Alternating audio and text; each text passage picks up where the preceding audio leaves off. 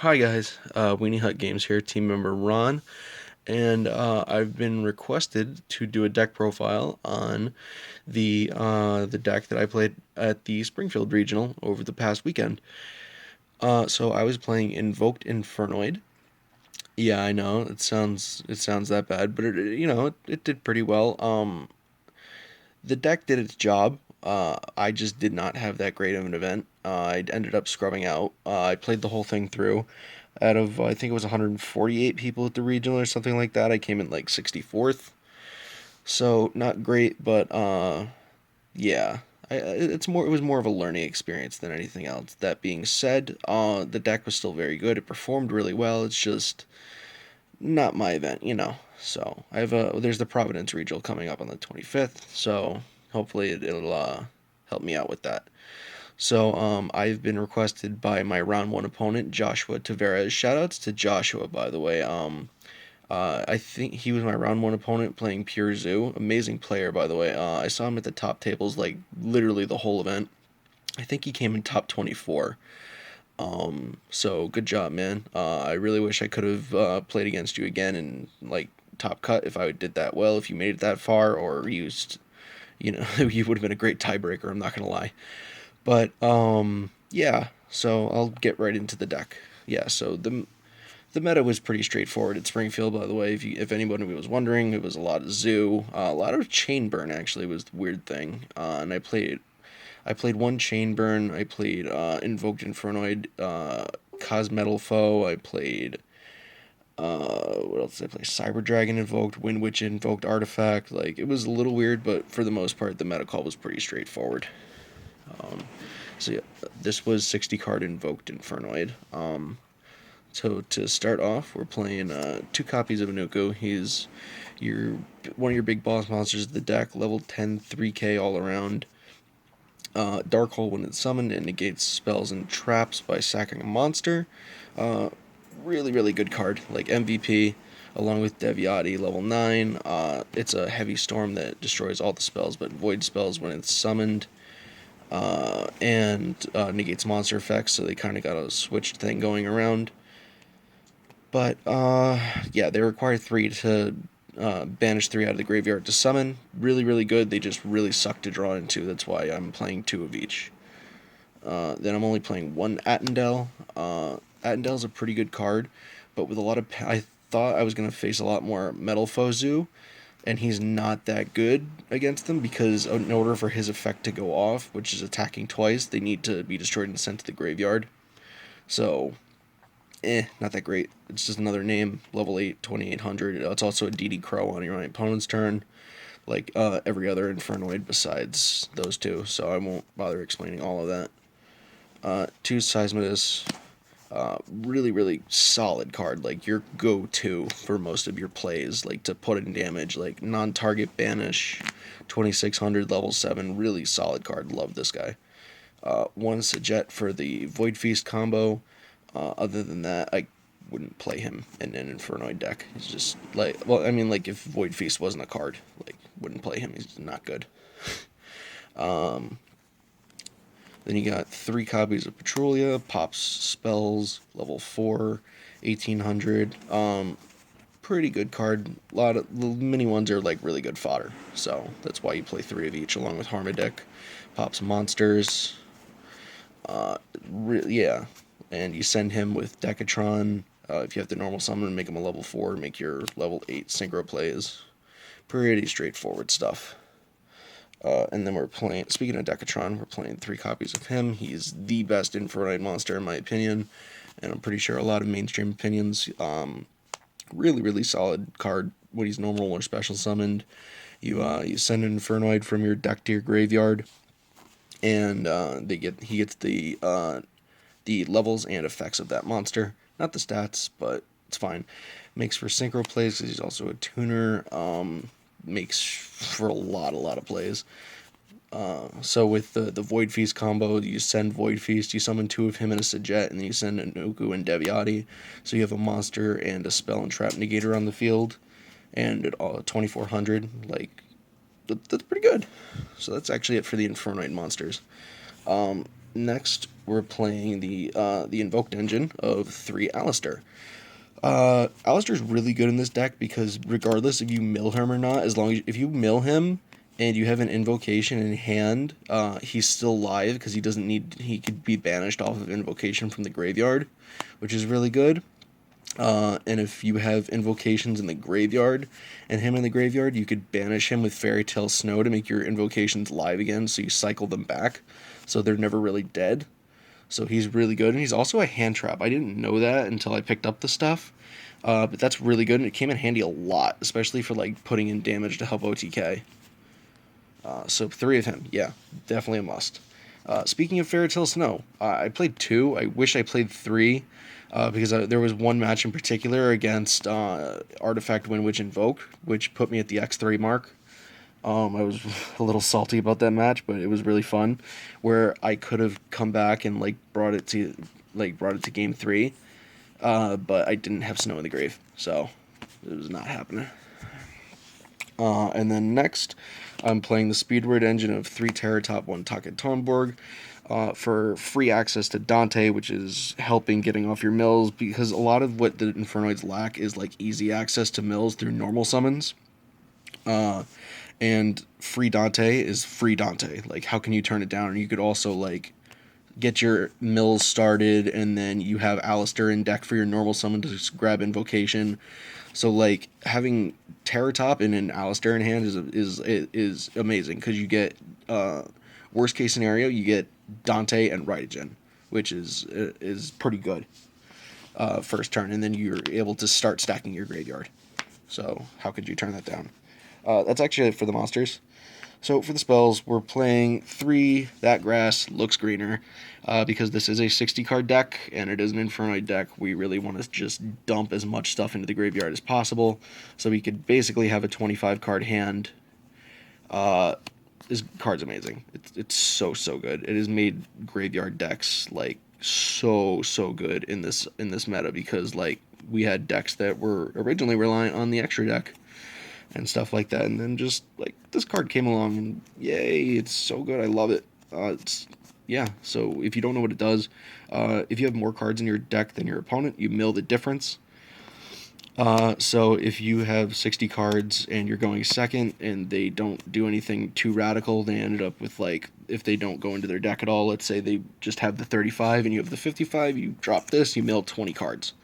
It is amazing because you dump all your Infernoids, so you have plenty of ammo to banish. You dump spells that you're not going to need anymore so now you have ammo for multiple snows. It's so good, such a good card. And to get to that card, because we want to see it as much as possible, we have 3 copies of Left Arm Offering. Very obvious. Banish all your cards in your hand if you have a minimum of 2 besides this card, and search out for a spell. You can't set cards for the rest of the turn. You banish them, Peter, not send them to the graveyard. Throwing fucking shade on this channel here. That's what we do. Really good card, because it doesn't only have to search for grass, it searches for anything to fit the situation, just any spell. 3 copies of Void Imagination. It is an amazing card. This is like one of the things that helps enable OTKs and lockouts, because if you just have it on the field, all your Infernoids that get summoned, even though you do half damage for the turn, become level 1, so you could just summon a bunch of stuff if you have the ammo in the grave, and then do like half damage to bring them to low health. Low life points, and then pass turn, and then have them have to deal with a lockout of like DD Crow's monster and spell negation, stuff like that. Really good card. And then if they control a monster in the field that was summoned from the extra deck and you don't, you could send it to the graveyard, and it works like a Stall Fusion, where you could send Anuku Deviati and at least 4 other Infernoids from the deck, and summon an Infernoid monster from the extra deck.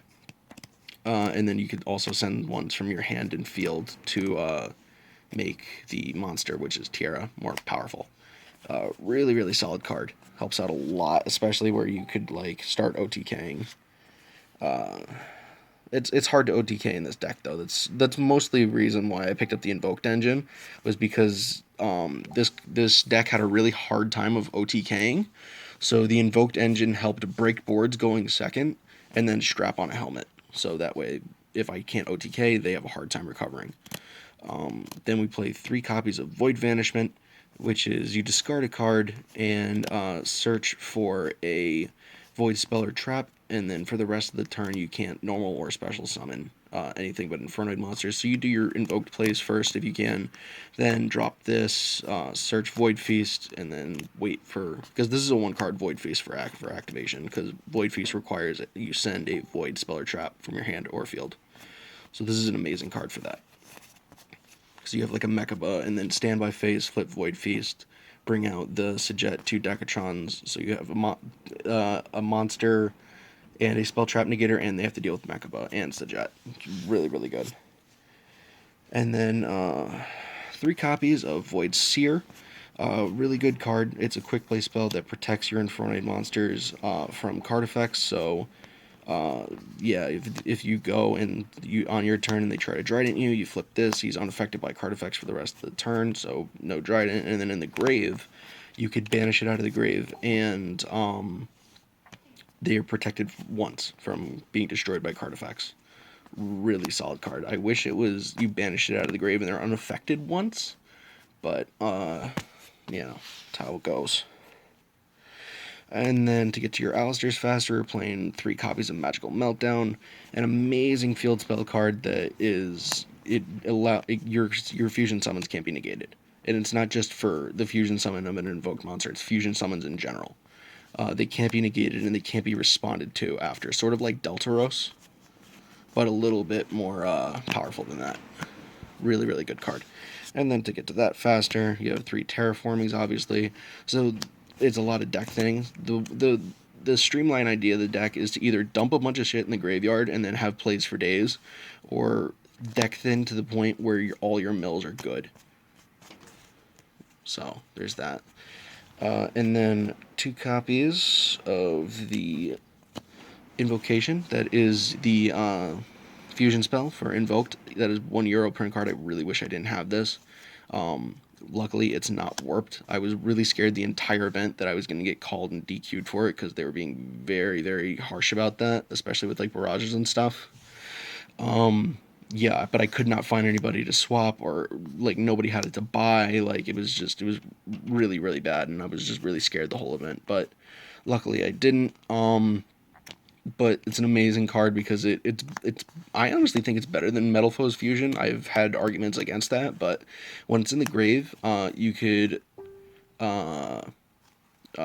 you could send it to the back into your deck and then target a banished Alistair that you use for a fusion summon, because it banishes when it's on the with monsters on the field or in the graveyard, and then you add that Alistair back to your hand. So you reload this card every time it's used, and then you could use your opponent's monsters if you didn't know that.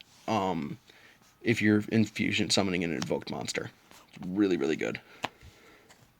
Or if the opponent's monster's in the graveyard, I should say, not just on the field. That'd be really, really, really good. Oh my god. And then 2 copies of Twin Twister, because I did play the deck to go second, so I wanted to break back row decks, and this was your best option, because if you draw into the big guys when you don't want to, you ditch them, they're in the graveyard, and blah, blah, blah. Yeah. It's pretty good.